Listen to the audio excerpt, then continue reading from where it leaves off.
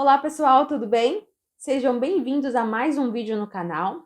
E hoje nós estamos vindo com a parte 2 do nosso vídeo Não faça isso na alimentação do seu filho. E aí vamos continuar falando, e um dos itens muito legais que a gente pode iniciar esse vídeo é um item que eu escolhi a dedo, que é super importante, que é quando a gente fala das progressões de consistência. Então não faça isso na alimentação do seu filho, que é não progredir na consistência. Então, nós começamos a introdução alimentar lá, com 6 meses mais sinais de prontidão. Você não começou antes, você não começou depois, seu filho não era prematuro. Então, você sabe exatamente o período que nós começamos. E aí, a sua Nutri já te indicou, já conversou com você sobre como deve ser a alimentação do seu filho quando ele completar 1 ano, certo? Então, dos 6 meses a 1 ano, nós iremos vir a depender, logicamente, do método que essa família escolheu, né? Eu vou usar aqui como exemplo o método mais utilizado, por exemplo, que os meus pacientes mais gostam de utilizar, que é quando a gente faz a participativa, que nós temos aí a mistura de alguns métodos. E aí nós temos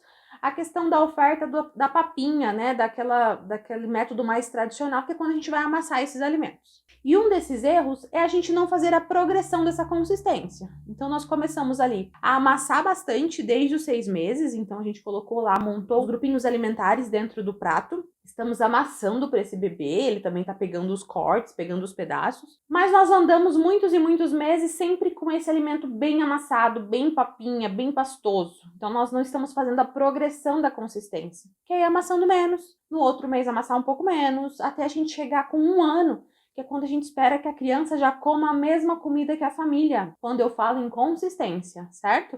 Não estou falando em quantidade, estou falando em consistência. Então, é um erro muito grande a gente não progredir consistência. Significa que esse bebê já vai estar bem grande, vai estar um bebezão já, 1 ano mais, e só vai ter habilidade para comer papinha. Ele ainda não começou a desenvolver a questão da musculatura da mastigação, ele não consegue lidar com grumos, com pedaços maiores na boca. Então, isso é super importante. Isso você não deve fazer na alimentação do seu filho.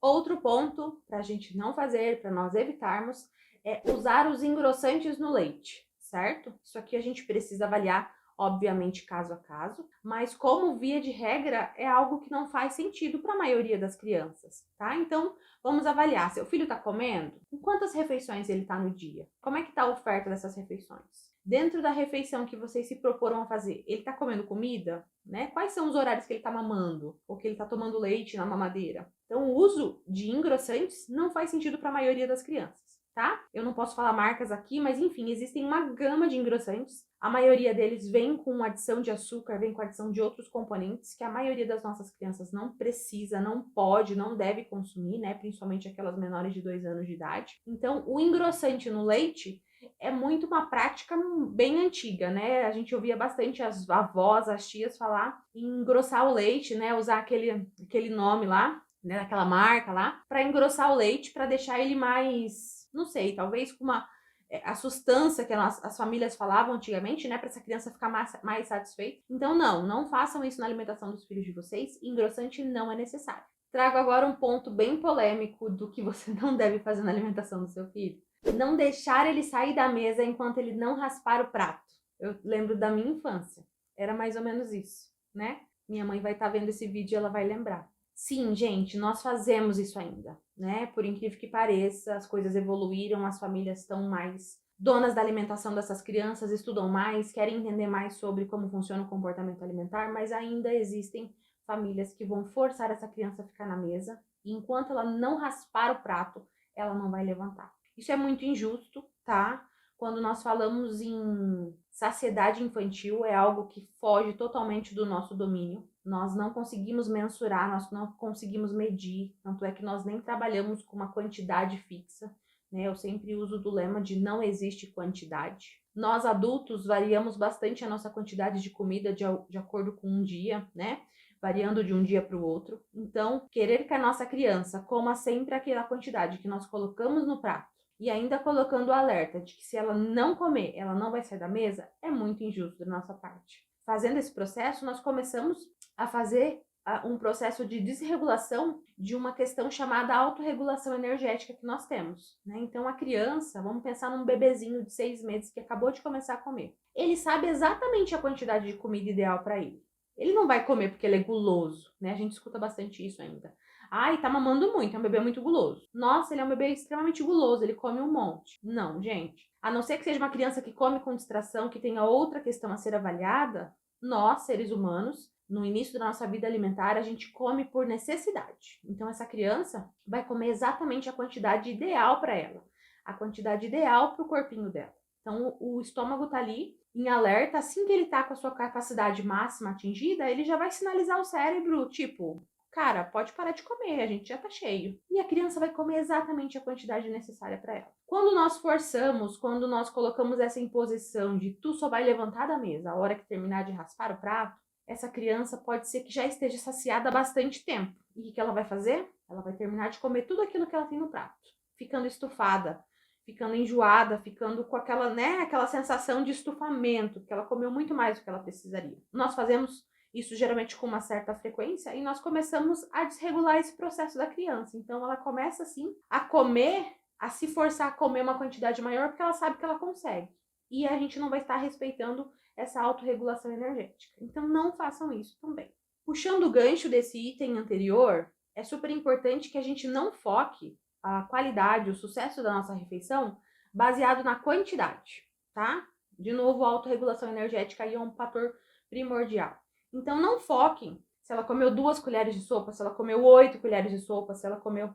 Enfim, não foquem na quantidade. A quantidade não é importante para nós. Muito mais importante do que a quantidade, a gente precisa falar da qualidade, né? Tá, essa criança comeu em volume. Mas comeu o que em volume? Ela comeu comida? Comida de verdade? Comida feita? O que foi que ela comeu nesse volume? Então, focar na quantidade geralmente é um tiro do pé. Não adianta muito para que a gente vá criando aí comedores competentes, crianças donas da sua autonomia alimentar, donas das suas escolhas. Então, não focar na quantidade é um ponto muito importante que as famílias, pais e famílias precisam observar. Pedir para o seu filho comer uma coisa que você não come, ou fazer uma propaganda muito grande de um item que você não come, também não vai funcionar, né, gente? Então, vamos imaginar que eu tenho pavor de berinjela, certo? É mentira, eu gosto, tá, gente? Mas vamos imaginar que eu não gosto de berinjela. E aí, eu, orientada pela nutricionista que está cuidando do meu filho, recebi a orientação para que eu coloque isso, continue fazendo e leve à disposição, deixe essa criança entrar em contato e coloque isso na mesa e estimule o consumo. Eu vou colocar isso no prato dele, né, se eu não estiver deixando ele se servir ainda, vou colocar no prato dele, vou deixar à disposição e vou super elogiar essa berinjela. Mas não faz sentido na cabeça da criança eu estar falando tão bem de um alimento, estar elogiando, pedindo para ela comer, né, fazendo aquela solicitação, por favor, come, a mãe vai ficar tão feliz se você comer, tá tão gostoso, se isso nem no meu prato tá, né? Então não faz sentido. Talvez isso seja uma estratégia que a gente vai utilizar aí com crianças muito pequenininhas, tá? Máximo 2 anos ali, né, no início da introdução alimentar, em que às vezes a mãe pensou no alimento e se arrepia todinha, mas vai oferecer para a criança porque sabe que faz bem. Mas crianças maiores, onde eu já consigo olhar o meu prato, o prato da família na mesa, e eu vejo que estão falando super bem da berinjela, né? Estão pedindo para eu comer a berinjela, mas não tem no prato de mais ninguém. Gente, não faz o menor sentido, tá? A criança entende que a gente tá ali só enrolando ela. Então, não tente fazer com que a sua criança coma um alimento que tu não come, né? E aí, o que você vai pensar? Ah, então eu não vou nem oferecer, porque eu não gosto? Não, gente, é a oportunidade que nós temos de melhorar, inclusive, a nossa alimentação, né? Então, a gente pode utilizar aí esse barco que tá saindo aí para alto mar, que é dessa criança descobrindo novos alimentos, e utilizar essas técnicas, essas questões de provar, de dar uma chance, de experimentar, utilizar inclusive conosco. Porque às vezes é um trauma que nós temos de algum alimento que a gente traz lá da nossa infância, mas que já passou muito tempo, né? As coisas já se acalmaram, você já entendeu sobre o poder da sua alimentação, você já é maduro o suficiente para entender aquilo que te faz bem e aquilo que não te faz bem. Então, aproveite para experimentar esse alimento junto com seu filho, para te dar a oportunidade de gostar desse alimento novamente ou pela primeira vez, tá? Mas não deixe de oferecer aquele alimento que você não gosta para ele. Quando nós vamos falar na oferta de um alimento novo, né, nós já falamos sobre várias e várias apresentações que nós precisamos ofertar para eles, né? Eu comentei com vocês entre 15 e 25 apresentações. É importante também que nós respeitemos o tempo dessa criança, certo? Tem crianças que às vezes vão precisar de mais de 25 apresentações. Tem crianças que não. se a gente ofertar as 15 lá, de como a gente comentou no vídeo passado, que já tá tudo bem. O que eu quero trazer aqui pra vocês é que um dos pontos pra gente evitar não fazer na alimentação dos nossos filhos é fingir que todo mundo aqui tem o mesmo tempo de assimilar as coisas, né? Então, não dar o tempo do seu filho entender um alimento novo, né? Não respeitar o tempo dele.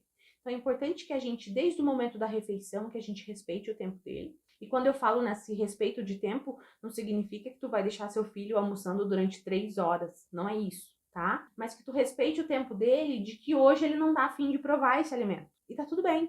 Amanhã a gente tenta de novo, pode ser, filho, né? Dê o tempo dele. É claro que a gente vai trabalhando com estratégias em cima disso, porque pode ser que essa criança entenda que toda vez ela fala, não, hoje eu não quero, obrigada, e aí a gente fica só postergando uma atividade que é para ela se desafiar, que é para ela experimentar, que é para ela gostar. Mas lembrem sempre de respeitar o tempo, né? A gente falou bastante do respeito do tempo, talvez no momento da refeição, no horário da refeição, mas também o respeito de que hoje eu não tô muito afim, mãe, hoje eu acho que não dá. E tá tudo bem, tá?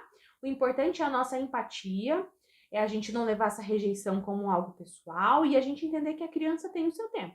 Não tem em casa alimentos que você não gostaria que o seu filho consumisse. Eu sei que é difícil, mãe, eu sei que é difícil, pai. Mas em alguns casos, onde a gente fala assim, eu escuto muito isso. Ah, mas ele não quer comer a comida porque ele sabe que tem o iogurte na geladeira e que daqui a pouco ele vai beber um copinho de iogurte. Tá, mãe, a gente consegue trabalhar em cima disso? Não, não consigo porque é complicado pra mim. Tá, então um dos pontos importantes é aquilo que você acha que não tem como, a gente não consegue fazer essa manobra dentro de casa, foge do controle dos pais, a gente não vai comprar, certo?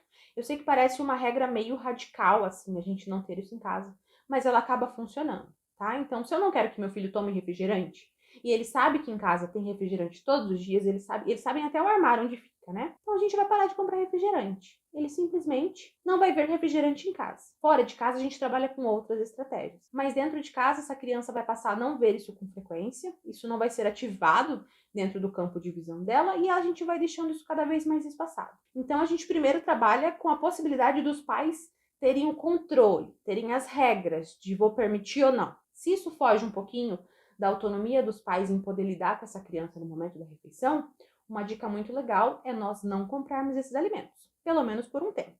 O último ponto muito interessante para a gente fechar esse vídeo de coisas para você não fazer na alimentação do seu filho é manter sempre aquela nossa monotonia alimentar, né? Ou trabalhar muito pouco com o nosso rodízio alimentar. O que significa isso? Então imaginem aí no que você na sua casa come rotineiramente de salada, né? Aí você vai pensar, aqui em casa, geralmente é um alface, tomate, uma cenoura de vez em quando. E aí você já começa a ficar meio limitado na lembrança do que nós consumimos de salada ao longo da semana. Então, essa é a monotonia alimentar. Quando a gente fica sempre nos mesmos alimentos. A gente sempre está repetindo aqueles alimentos. Então, isso é um ponto de muito cuidado na alimentação dos nossos filhos. Para a gente poder oferecer substâncias, vitaminas, minerais diferentes, nós precisamos de alimentos diferentes. Então, quando a gente fica sempre nas mesmas saladas, nas mesmas composições de almoço, nas mesmas opções de frutas sempre repetidas, nós não estamos dando essa oportunidade dele entrar em contato com vitaminas e minerais diferentes. Então, muito cuidado com isso. É claro que eu não quero que vocês pensem assim, ó. Hoje é repolho de almoço, amanhã é rúcula, depois é alface. Não, não é isso, tá? Então imaginem que essa monotonia, esse rodízio alimentar seria no seguinte aspecto. Compramos um pé de repolho. Vamos comer esse pé de repolho, ou cabeça de repolho, como você preferir chamar. Vamos comer esse repolho até ele acabar. A diferença é que quando ele acabar, nós não vamos no mercado repetir o repolho. Nós vamos dar preferência por outra folha, certo? Então esse seria o rodízio, seria as estratégias para a gente não cair nessa monotonia alimentar, certo? Então, procurem fazer essa reflexão se nós estamos sempre repetindo as mesmas frutas, ou se nós estamos dando chance para as frutas da época, se nós estamos dando chance para a nossa criança conhecer frutas que ela nunca tenha provado, ou que faça muito tempo que ela não prova. Então, para que a gente tenha nutrientes diferentes para o corpinho do nosso filho se desenvolver, o paladar dele tá apurado, ser um conhecedor, né, ser um comedor competente, é importante que a gente vá caminhando dentro desse rodízio alimentar sem cair na monotonia. Eu espero que vocês tenham gostado desse vídeo. Mande para outras pessoas que vocês acreditem que esse vídeo vai fazer diferença. Obrigada por terem ficado até aqui. Vejo vocês no próximo vídeo no canal. Tchau, tchau!